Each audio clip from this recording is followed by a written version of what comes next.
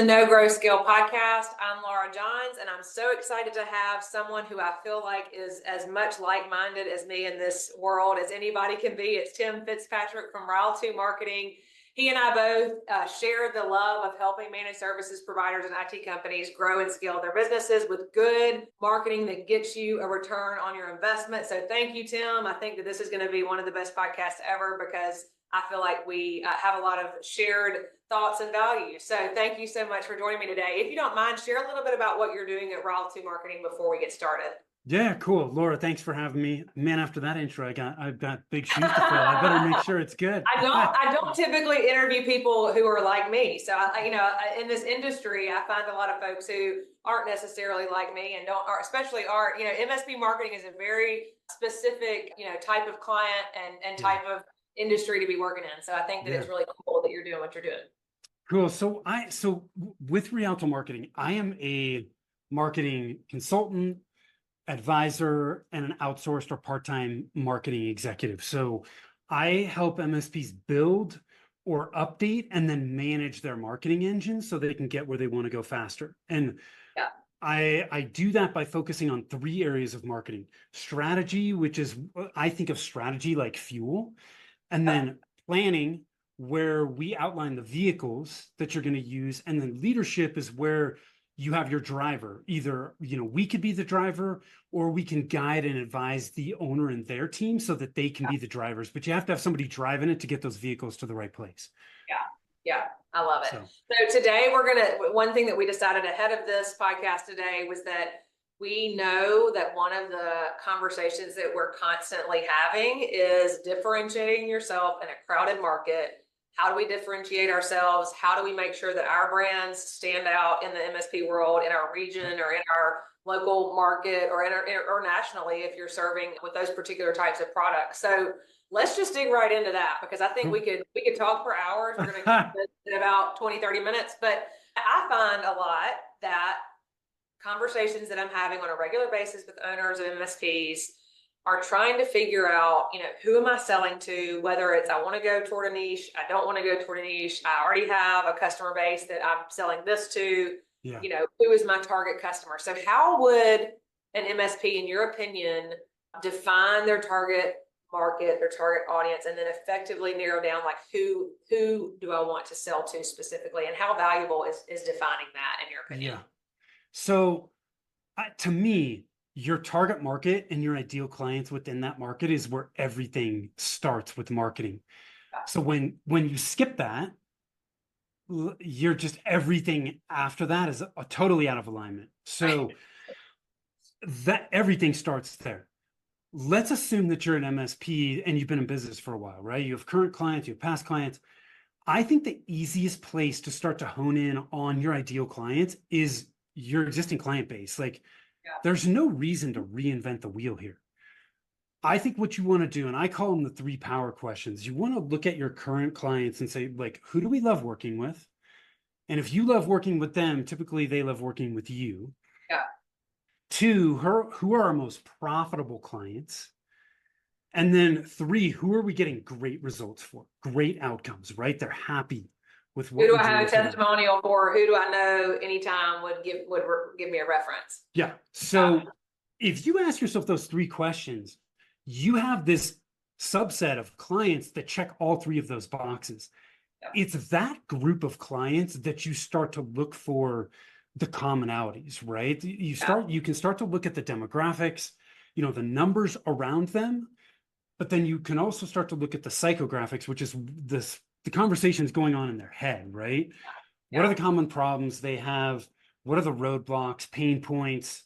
What results are they looking for? What are their goals? All of those things. And when you start to dig into that, things come to the surface, and it's not uncommon to go through this process and the MSP is like, geez, half of our clients are in this space. Right. Or they look at their revenue and they're like, 60% of my revenue is coming from this, this particular type of client. Or the difference, you said it when you said what's most important, profitability. I think in order to know that, depending on where you are in the life of your MSP business, you have to be able to clearly know at the end of every month who I lost money on, who I made money on, to be able to get that. But there's a difference between revenue and, profitability, which we all know, but that's yes. So thank you for bringing that up, because a lot of people think about, oh, who are my most profitable clients? They start to look at the clients that are driving top line revenue. Yeah. And that's not profitability, Right. And so we've If got, you have three dedicated employees to that one client, yeah, you might need to rethink that. yeah. I mean, because sometimes our largest clients demand a lot of resources and time. Yeah. That's not always the case, but it can be. And so we want to make sure we're looking at gross profit within our client base and look at it that way. But I think that's the easiest place to start to hone in on who your ideal clients are. And then once you know who those ideal clients are, then you've got that picture of who are these people. And now you can start to look at, what do I need to do to get more of those people and get in front of those people? Where are they? Yeah. Yeah, where are they? But you can't do that until you know who they are, right? I mean, it sounds silly to say that, but most MSPs are not. They're just, I target people and, that have 25 or more seats in this geographic area, and it's too broad. Yeah. And it doesn't resonate with people. And because the other thing too is, the narrower you can go, the easier it becomes to do this next thing, which is what I call it an ideal client GPS. It is a list of all the places you can go to get in front of your ideal clients. Love it. Yeah. You're never done with that list, but because it's constantly evolving.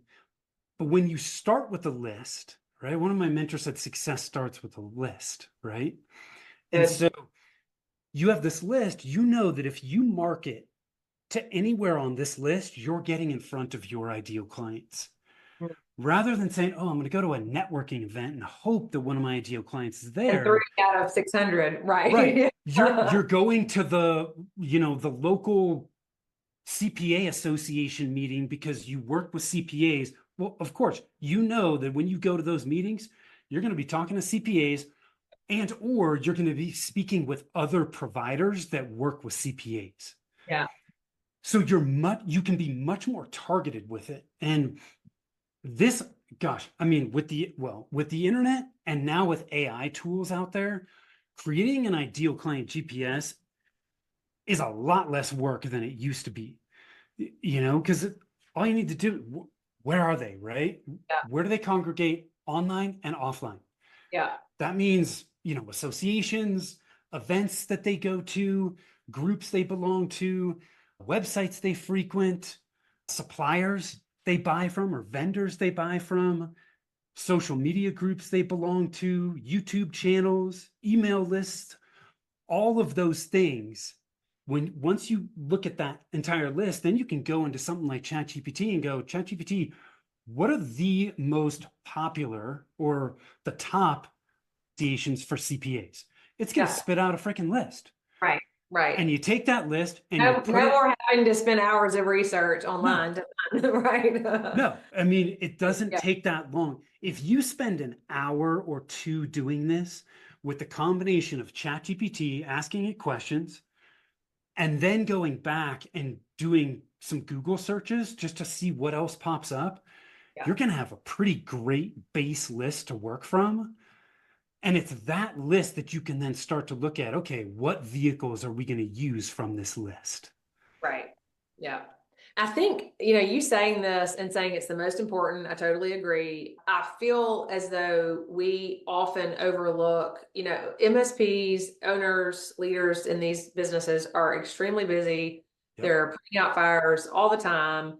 And it is very easy to overlook this exercise. And I'm sure in a consulting session with you, this looks, a certain way. The same with me. There's a certain, secret sauce in the way that we help these MSPs identify this list and who this is. But this is kind of, I hate to say it, but it's the non-sexy stuff. This is It totally is. It totally is. For these owners, like sitting down for a couple of hours to do this is probably not fun. I like to make it fun, as fun as it can be. but it's not fun, but it is quite literally the most, your example of going to a conference where maybe 3 of 600 versus going to a conference where everyone there is your ideal client. I mean, that's the difference between not doing it and doing it, in my opinion.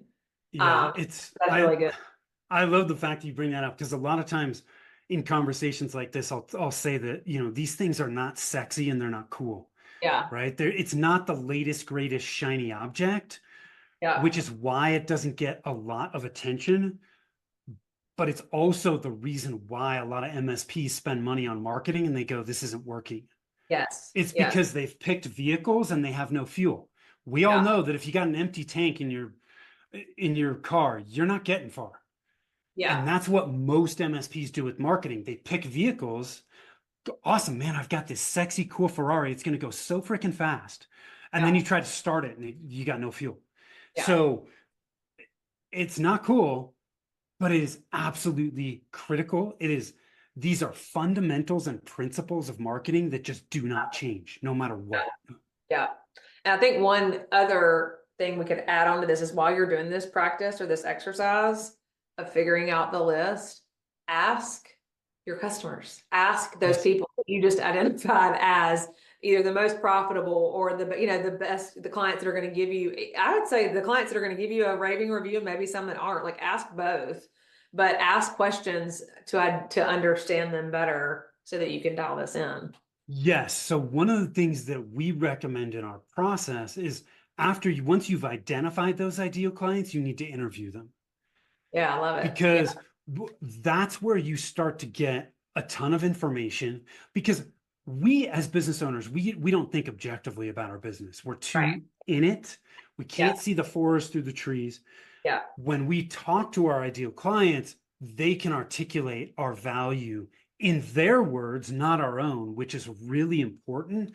But oftentimes they articulate it in a way where it's like, geez, like, gosh, that makes so much sense. Why didn't I think of that?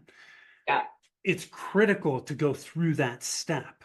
I'll give you a perfect example, and this is not from the MSP space, but this is a client that I worked with, I don't know, it's probably like 6 years ago now, in the residential siding, and they're a contractor, right? And honestly, contractors are not that much different than MSPs when it comes to this.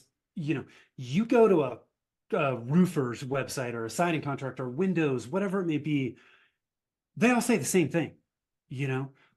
Either they're the number one, contractor in the metro area, or they have high quality products and blah, blah. That's all table stakes. Like, that doesn't differentiate you one bit. So when we started to work with this client, we took some time to look at their reviews. And by the way, reviews are a treasure trove of valuable information. Yes. So we started reading through their reviews, and one of the women that left a review said, the thing I loved about these guys is they treated my house like it was their own. Oh, that's good. That was it. So right there. Yeah. That then becomes this core message, right? Because we all have high quality siding or roofing, but damn, the company that comes in and treats your house like it's their own, like, it's going to be clean. They're going to do a great job because it's their house, right? They don't want to do a bad job on their own house. Right. So it's that accountability. That's awesome. That's a perfect example of a core message that helps differentiate, and it really hits home on the problem, right? Like, a lot of MSPs think that they're solving IT problems. They're not. They're solving a larger business problem that is related to the IT problem. And it's that larger business problem that clients care about. Yeah. They don't care about IT. Most MSPs are not working with ideal clients that even understand IT. Right. So, it's like a utility. They just want it to work. They just want exactly. They just want, Yeah. They're like, don't go into the details. I just want the water to run. I don't care how it gets to my faucet. Yeah. I just want my systems to work so that I can do business. Yeah. That's what they care about. And so we need to understand that problem. What's that business problem that we're solving? How is what we're doing as an MSP making their job easier? How is it integrating into their job? And when we understand that, then we can start to shift our message from, the generic, we Dog do great well. IT, Yeah, right? yeah. Yeah. To the specific problems and outcomes that you help customers with. Yeah, I love that. I love differentiation. I want to continue to talk about differentiation a little bit, because I take my clients through the to niche or not to niche question all the time. Yes. So I think that's something that comes up. I think that's obviously a differentiation point, but let's talk about differentiation. How can these MSPs because again, in a way, in the minds of the business owner that's the buyer for them, a lot of times this is just a utility. It's just, I just want my stuff to work. So that differentiation piece is difficult because provider A and provider B could look very similar in the eyes of the business owner. So what are some more recommendations from you in terms of differentiation and really honing in on whether it's a message, whether it's a niche, and I want to know your thoughts on to niche or not to niche for MSP. If you have a strong opinion one way or the other. Let's start there, so we're going to touch on multiple ways you can differentiate. I don't think there's just one way to do it. I think there's multiple ways to do it. And I think the more you layer these different ways, the stronger your differentiation is going to become. So Agree. I think that, and Frank, I think this is pretty relevant in most industries, but the easiest way to start to differentiate in the MSP space is to niche. And to niche into specific industry verticals. It's not the only way. You could specialize in a specific type of product, right? So maybe, and I'm not technical. So if the MSPs that are listening go, no, that's not right. But think about maybe you're an Amazon Web Services integration specialist of some kind, right? But that's an example of how you could potentially niche in a specific product. And within the Amazon Web Services space, you could probably niche even deeper than that and get very, very hyper focused. If you get that specific, I don't think you need to get specific with the vertical. But the broader your offering, I think the better it is to narrow in on a specific vertical. And for MSPs, if you narrow in on a vertical, one, your messaging is going to become much stronger because you can start to use their language. You can also start to standardize your tech stack. So you're not reinventing the wheel on every job. You know exactly what they need because you do this over and over and over again. So your systems become much tighter, which means onboarding much easier. Client support. Your sleep a whole lot better. Client support is much easier. You become more profitable. So it's not just a benefit from a marketing perspective. It trickles down into your operations and your profitability. So I think it is the simplest way for MSPs to start to differentiate. And most MSPs do not do it. So I think it's scary. It is scary. It's scary. It's scary. But look, I have a client right now who's kind of dipping their toe in the water. They're working with architects and engineers, right? So they're going to focus on those two industry verticals, which they're fairly similar. There's some crossover there. And so, it can be done. There are ways you can dip your toe in the water, but focusing on one specific vertical, even if you're not going to direct all your efforts there, but focusing for a certain period of time will make your marketing efforts much, much simpler. I agree. Do you have a time frame that you recommend usually? I have one that I usually tell my clients, give it a full year minimum. Then you do focus on this for a year, and that's when you start to see that things turn around the 7-8 month mark usually in my experience. But do you have a time frame? I was gonna say 9 to 12 months. Because that could be potentially quicker if you've already got experience in that industry. Yes, of course. Right? References, testimonials. But if it's totally new, then it's going to take longer. But see, and you just touched on this too. That's another that's why I always go back to, let's look at your existing clients, because if you have existing clients in that industry, then you can leverage case studies, testimonials, so that as you start to outreach with your marketing and your sales efforts, you've got some social proof that you can start to use. You're not starting from scratch completely. Yeah. Yeah. So that's my view on niching. That's one of the ways, right? The second way is just with your messaging in general, which is related to your ideal clients. Yeah. But the more specific you can get with your messaging, the more effective it's going to be. Yeah. And that's where MSPs struggle, is because they're going broad. The message is very broad. And it sounds like everybody else. Exactly. It sounds like everybody else. It falls flat. But if we really understand who our ideal clients are, then we can craft messaging that's very specific to them, that's in their words, and it's their words that are going to resonate with them. So your message is the next way that you can differentiate. When we look at message, look, we could talk about messaging for an entire episode. That could be a whole episode. And I agree. But there are, I think, if we were to talk about just one thing from a messaging standpoint, it's really important to have, a core message. And when I think of a core message, you could call this a unique value proposition. I think when we start to get into that kind of lingo, it starts to get confusing for people. But like, just that core message is just like, what's that promise that you can make to your ideal clients, right? That's going to help differentiate you. What's that statement you can make that differentiates you from your competition? What's that problem that you're really solving for? It's those questions that we're asking ourselves to craft that core message. Yeah. And it's short, right? That is a one sentence message. But when you have that message, that's at the top of your website. It's everywhere. It's in your email signatures. You use it all over the place. I love it. That's your core message that starts to help differentiate your business. Right. It goes back to that core message of, we'll treat your house like it's our own. I love that. That's awesome. Right. So from a messaging standpoint, having that core message, really important, but you can't craft that until you really understand your ideal clients. There's a couple other things.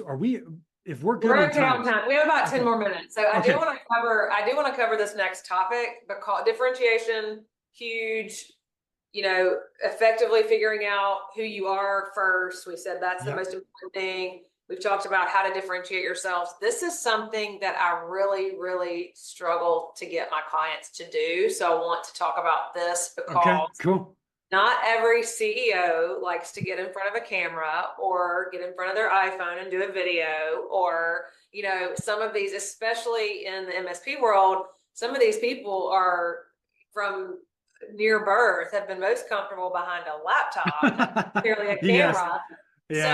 So for me, I enjoy it. I love it. I know you do it as well. You're sharing tidbits on your LinkedIn all the time. I love to do that too.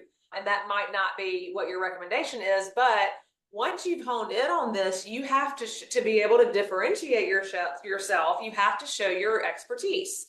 And so in my opinion, if you want to be the face of the company, the owner doesn't always have to be the face of the company. I believe that it could be someone else, but the owner a lot of times is the heart behind it. And a lot of people, depending on your size, do have, one-on-one contact before a sale with the owner sometimes. So how would an MSP or owner of an MSP leverage marketing, specifically content marketing is what I want to talk about here, to differentiate themselves and establish themselves as thought leaders? Because for me, that gives me confidence when I can go do my own research. And I see, hey, this person really knows what they're talking about before, whether it's shoes that I'm buying or, a dress or whatever. So for people that may or may not be comfortable behind a camera lens or an iPhone, tell me what thoughts are on content marketing, thought leadership, and using that differentiator. So many B2B buyers are doing research ahead of time, right? Yes. And if you're not creating content, I think you're missing out on some opportunities there.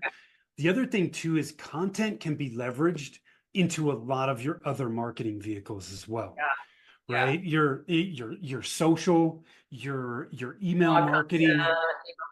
Right. So you can repurpose that and use it in your other channels, which I think is another reason why content is so important.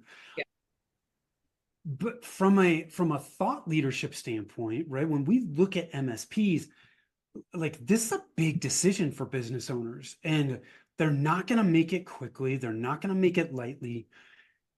Content is another way outside of social proof to help establish that credibility and that authority so that people get to know, like, and trust you. Because they're not going to buy from you if they don't know, like, and trust you. Content helps move people through those phases in the customer journey. From a content standpoint, like what type of content is best? I'm going to sound like a broken record, but this goes back to your ideal clients. Like, how do they consume content? How do they prefer to get content? I love video content a lot because you can leverage it, right? You can break it into audio, you can transcribe it so that it's written. Video is a great way for people to get to know you without actually meeting you. So I never try to put a square peg in a round hole. Like if you're terrified to get in front of the what camera, do we do if we're not comfortable? Let's not force someone. Not comfortable in front of the camera. There's plenty of vehicles, but the one thing that I would encourage people who are listening to think about is, like, if you have a fear of using video or a fear of doing anything within your business, can you push through that? Right? Because look, I'm going to tell you, the first time I freaking got on camera, I wasn't feeling too comfortable either. Right? You know, like, I mean, I remember I was in real estate. I'll say it right here. Like, I'll produce a video. If it's video day and my lights aren't working or my background doesn't look right, I'm doing the video anyway. I'm like, if, half the time I think, I don't know what the actual statistic is, but a lot of times YouTube videos are listened to only on audio, aren't even watched. Like some people are in their car listening to YouTube. So if you look at my YouTube channel, some of my videos are garbage, but I'm like, we're publishing anyway, whether we're shiny and polished or not. People, you know what? People don't care. They don't care. So it's, and I don't expect, also on that, people don't care. And I don't necessarily want to or expect the person who's managing my IT for my business to have bukudos of charisma. You know, like I just want it to work, and I want to know that you know what you're doing, you know? So I think look, we're all human. None of us are perfect. So I've never really cared all that much. If I mess up, well, okay, I mess up, I'm human. So, you know, I think the faster we can get to a place where we're not really concerned with what other people think, the easier it is for us to push through that and start to do. So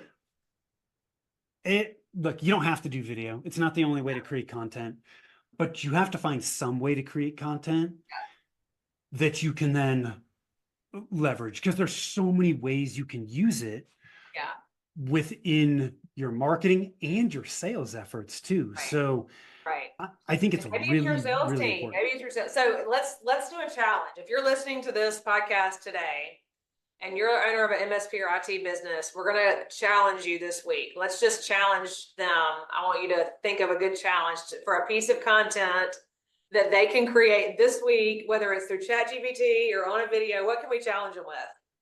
Here's a simple one. Look at your last 5 support tickets and answer one of those questions.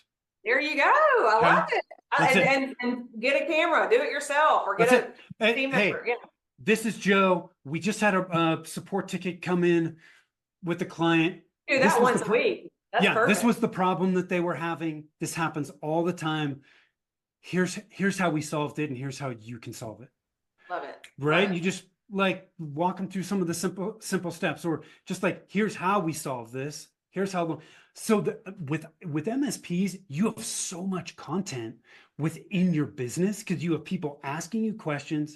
You have support tickets coming in. There's no excuse for not having something to say in front of the camera because it's everywhere. I love that. And it is everywhere. That's a common roadblock, Laura. You and I both know that when people look at content, they're like, well, what am I going to talk about. Yeah. But once you jump into the content marketing, you quickly realize that there's no shortage of places you can go to get content ideas. Yes. It's I love that. everywhere. I love Everywhere. it. I love, and if you're an owner of an MSP or IT company and you do go on site to clients from time to time or involve yourself in QBRs or do anything like that, I think that's a great opportunity to do a quick, video before you walk in. If your client's willing to get in front of a camera with you, to take a picture, post about it, I think that's really great content. I think that and we'll kind of close with this because I feel like we've really covered a lot of things. I don't want to get too much, but I think that we miss, especially with content creation and thought leadership, we miss that kind of concept that social media, and of course that's just one way to create content, but it is inherently called social media because people care about people. Right. And I think that we forget that. And so we wonder why our, perfectly curated graphic of a phone next to a computer isn't performing well. Why do we get 2 likes for this? I guarantee you that if you try our challenge this week, if any MSP or IT company out there tries our challenge this week and puts a face in front of the camera, I bet you would be blown away by the amount of engagement you get just by doing that, because people do care about people. And I know I'm in the South, so maybe I'm a little bit traditional, but I want to do business with people that I know and that I know care about my business growing and being the best it can be. Yeah. So, any parting thoughts or comments as we kind of wrap this up? I feel like this is, really 3 great things that we've talked about: narrowing down and figuring out who your ideal client is and your target audience, and then differentiating your MSP or IT company, and then how to, once you figure those 2 things out, how to really use content and thought leadership and do it in a way that you're comfortable with. So I think that's great. Yeah. Anything you want to add? I'll just reiterate what we've touched on here is, like, don't skip this stuff. Do not skip the fundamentals. Yeah. They're not sexy. They're not cool. We all have, a lot of us as business owners have this bias towards action, and we feel like we're not taking action when we're working on strategic elements and the fundamentals. But your business is gonna go so much faster if you take the time to get the strategy in place, create a solid plan, and then jump into action. Too many MSPs jump right into action and then they're like, why isn't this working? Yeah, I love it. Well, thank you, Tim. This was great. We might have to have a part 2 where we talk about messaging or something, anything else. I'm sure we could have multiple series of podcasts with us. So thank you for joining. Very insightful. How would someone get in touch with you if they were interested in talking to you about your consulting? Yeah, two places. Our website, rialtomarketing.com, which is, it's RIALTO marketing.com. The other place is revenueroadblockscorecard.com. When we work with clients, we help them remove 9 revenue roadblocks. If they want to know which of the 9 are slowing down their growth, they can figure that out. Awesome. Revenue roadblock scorecard. I love it. Thanks for having me, Laura. It's been a pleasure. Thank you. Yes, and thank you for listening to the No Grow Scale podcast. As a reminder, I'm Laura Johns, founder and CEO of The Business Growers. We help MSPs and IT companies grow and scale with not only strategy, but also actual implementation support. So feel free to look us up at thebusinessgrowers.com as well. Thank you, Tim.